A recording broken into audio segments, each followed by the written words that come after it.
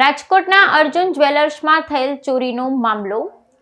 તાલુકા police સ્ટેશનમાં શોરૂમમાં HOD તરીકે ફરજ બજાવનારા નૈમિષ જાની વિરુદ્ધ નોંધાઈ ફરિયાદ.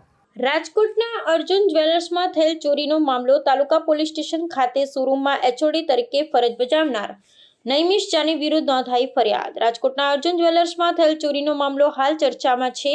તાજેતરમાં તાલુકા પોલીસ સ્ટેશન ખાતે શોરૂમમાં એચઓડી તરીકે ફરજ બજાવતા નૈમિષ જાની વિરુદ્ધ 25 લાખથી વધુના સોનાના દાગીનાની ચોરી અંગે ફરિયાદ નોંધાઈ છે.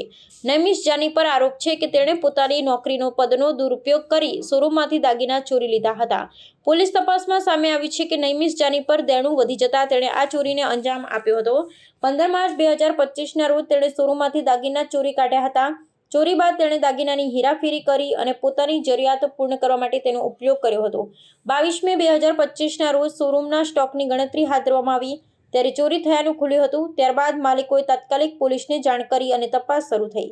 પોલીસના દબાણ બાદ નૈમિષ જાનીએ પોતે ચોરી કરી હોવાની કબૂલાત આપી છે. આ ઘટનાથી શહેરના વ્યાપારીમાં ચિંતાનો માહોલ છે અને સુરક્ષા વ્યવસ્થા અંગે પ્રશ્ન ઉઠ્યા છે.